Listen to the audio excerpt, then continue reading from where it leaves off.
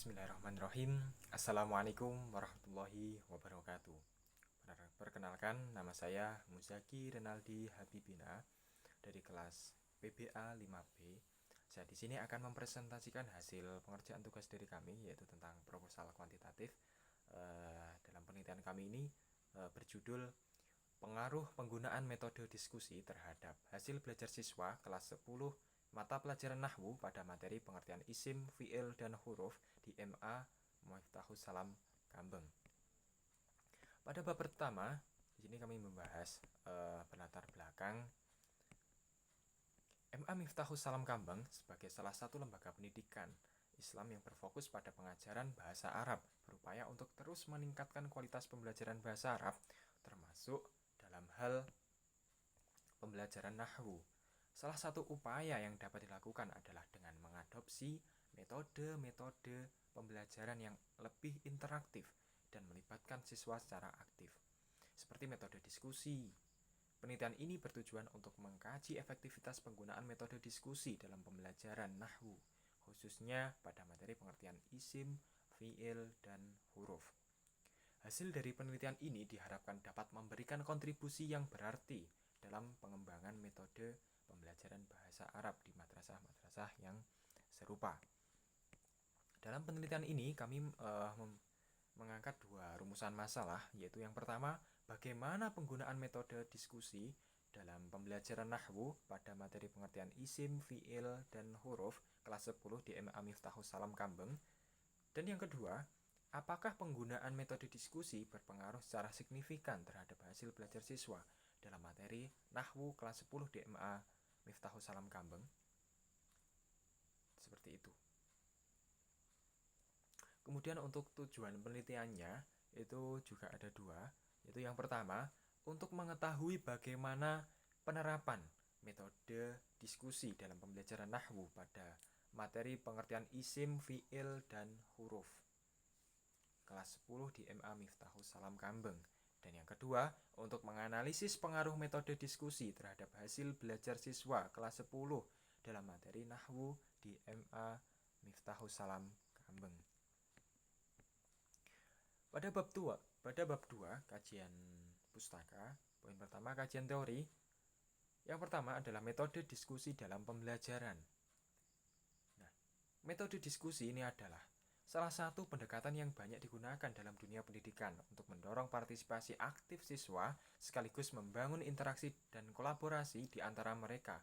Menurut Johnson, metode ini mampu menciptakan lingkungan yang dinamis di mana siswa dapat saling bertukar ide, pendapat, dan pertanyaan sehingga secara keseluruhan meningkatkan kualitas proses pembelajaran. Kemudian yang kedua, hasil belajar. Dalam penelitian ini, hasil belajar Nahwu akan diukur melalui tes yang dirancang untuk menguji pemahaman siswa terhadap konsep isim, fiil, dan huruf. Tes ini akan mencakup pertanyaan pilihan ganda, soal isai, dan tugas praktek yang akan mengevaluasi kemampuan siswa dalam menggunakan tata bahasa Arab dengan benar. Yang ketiga, pembelajaran Nahwu. Nahwu merupakan salah satu cabang ilmu dalam bahasa Arab yang berfokus pada tata bahasa dan struktur kalimat. Materi Nahwu terdiri dari istilah-istilah dasar seperti isim, kata benda, fiil, kata kerja, dan huruf, kata tugas. Yaitu selanjutnya B, telaah penelitian terdahulu. Beberapa penelitian sebelumnya telah meneliti pengaruh metode diskusi terhadap hasil belajar siswa dalam berbagai mata pelajaran.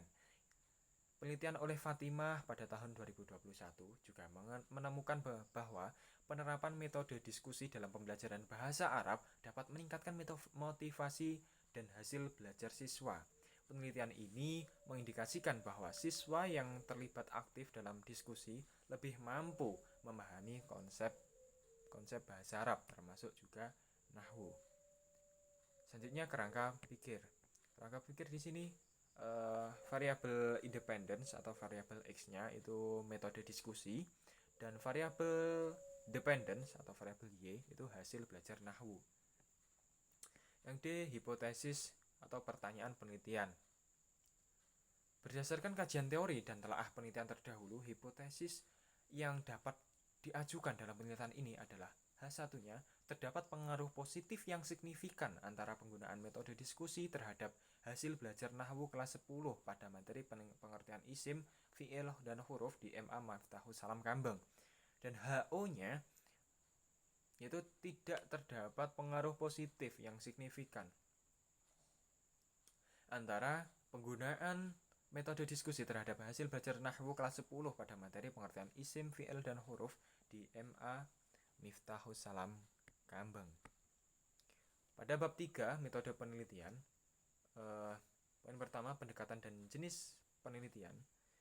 Penelitian ini menggunakan pendekatan kuantitatif, yaitu pendekatan yang menekankan pada pengukuran objektivitas dari data numerik dan penggunaan analisis statistik untuk menguji hipotesis yang telah dirumuskan. B. Lokasi dan waktu penelitian. Penelitian ini dilaksanakan di MA Miftahus Salam Kambang, dan waktu pelaksanaan penelitian dijadwalkan pada semester genap tahun ajaran 2023-2024. Penelitian akan dilaksanakan selama 1 bulan, mulai dari bulan April hingga bulan Mei tahun 2024. C. Populasi dan sampel penelitian. Yang pertama, populasi penelitian. Populasi dalam penelitian ini adalah seluruh siswa kelas 10 di MA Miftahus Salam Kambang yang berjumlah 30 siswa. Yang kedua, sampel penelitian. Sampel penelitian ini diambil dari populasi yang terdiri dari 30 siswa kelas 10. Karena ukuran populasi yang relatif kecil, penelitian ini menggunakan teknik total sampling, di mana seluruh populasi dijadikan sampel penelitian. D. Definisi operasional variabel penelitian. Yang pertama, variabel independence X, yaitu metode diskusi. Metode diskusi dalam penelitian ini adalah teknik pembelajaran yang melibatkan interaksi antar siswa dan guru melalui tanya jawab, bertukar pendapat, serta pembahasan bersama mengenai materi nahwu, yaitu isim, fi'il, dan huruf. Yang kedua, variabel dependence Y, yaitu hasil belajar nahwu. Hasil belajar nahwu adalah capaian siswa dalam memahami materi nahwu, yaitu isim, fi'il, dan huruf, yang diukur melalui tes tertulis yang meliputi pemahaman konsep dan penerapan aturan nahwu dalam teks bahasa Arab. E. Teknik dan instrumen penelitian. Yang pertama, teknik pengumpulan data, itu ada A. Tes tertulis, B. Observasi, dan C. Yaitu angket. Instrumen pengumpulan datanya, yang pertama instrumen tes itu menggunakan pre-test dan post-test. Kemudian B. Instrumen observasi itu menggunakan lembar observasi, dan instrumen angket itu menggunakan kuesioner. Validitas dan reliabilitas. Yang pertama, validitas. Validitas adalah sejauh mana instrumen penelitian, tes atau kuesioner itu mengukur apa yang seharusnya diukur. Dalam penelitian ini, instrumen yang digunakan adalah tes tertulis yang disusun untuk mengukur hasil belajar siswa terkait materi nahwu, isim, fi'il, dan huruf. Reliabilitas.